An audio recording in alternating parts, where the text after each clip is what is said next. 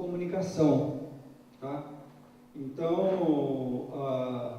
o programa prevê meios extremamente rigorosos de controle da opinião, controle na comunicação, no sentido de que se uma emissora, por exemplo, bem no modelo que é feito na Venezuela, se a emissora se opõe a determinadas diretrizes do governo, ela recebe uma série de sanções, né? Bloqueio financeiro, asfixia financeira, e pode até perder o direito à concessão de transmissão. Tá? Então, esse programa ele trabalha muito nessa área de controle das comunicações.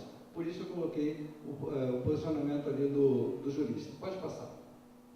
Vocês estão lembrados que agora, em Tocantins, houve essa questão que a imprensa foi cerceada de continuar as divulgações sobre o programa do escândalo envolvendo o governador, que é candidato lá, né? E peguem a revista Veja dessa semana, né? Então tem o texto constitucional, né? Onde fala sobre o direito de liberdade de imprensa e tal, e uma estrela assim cravada na Constituição. Pode passar. Não. Pode continuar lá. Nós estamos terminando já. Minha programação é terminada às 9 horas. Não. Eu considero hoje um plano. Pode tirar. Eu só separei aqui alguns pequenos trechozinhos, por favor.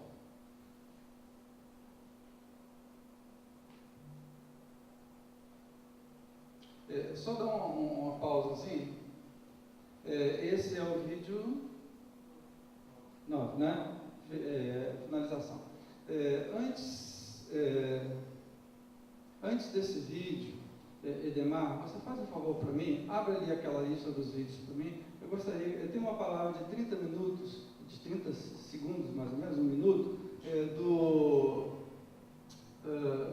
a postura terceiro da esquerda para a direita. Isso.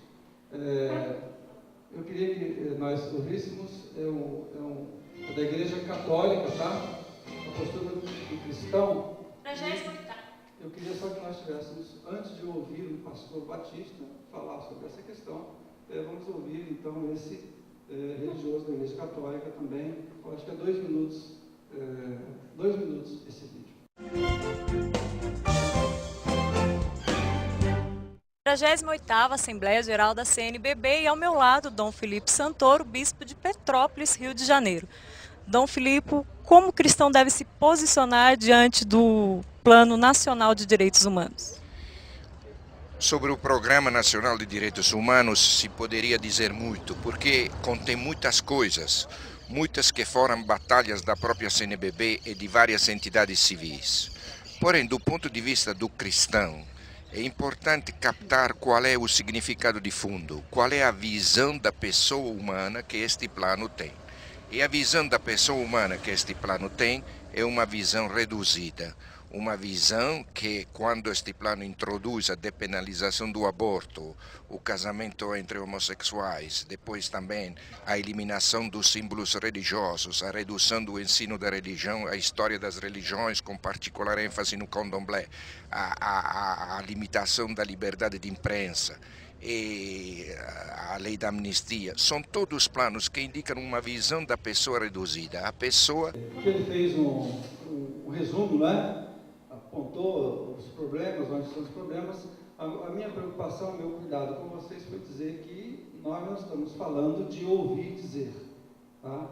Nós estamos falando porque investigamos na fonte, né, e os problemas que isso pode nos trazer. Nós vamos terminar com essa palavra do pastor Pascoal Peragini, tá? que é uma pessoa muito conhecida na denominação, no meio evangélico de modo geral, né? E que também teve bastante repercussão. E com essa palavra nós vamos estar em oração. A preocupação é que cada um de nós que está diante de decisões a serem tomadas no domingo, né? Podemos supor, mas temos duas coisas importantes. No campo democrático nós temos o poder do voto e no campo das nossas convicções religiosas e gente sabe que isso é o desenrolar do que a própria palavra de Deus orienta e nos instrui acerca dos últimos tempos. Nós podemos caminhar para um sistema que será muito danoso para as nossas liberdades. A questão é que vocês vão ouvir o pastor Pascoal Trajano falar, todos os integrantes da base do governo estão compromissados, para não dizer obrigados, a apoiar todo esse programa de governo. Porque isso vai ter que ir para o Senado, vai ter que ir para o Legislativo, né? Para o Congresso Nacional, depois vai ter que chegar no Judiciário, porque vai mudar a Constituição. Tem um caminho longo, mas se tiver apoio de voto lá, eles podem fazer isso. Tá? E depois vai sobrar para a gente. Tá certo? Então, eu queria que vocês tivessem uma atitude reflexiva, de responsabilidade, de oração sobre isso, saber que nós não somos ignorantes. Nós cultuamos um Deus vivo e que a palavra de Deus nos diz: conhecereis a verdade vos libertará. Nós estamos dispostos a infringir estas leis antibíblicas, né? E fazendo isso, sabemos que estamos fazendo algo que está na direção da vontade de Deus.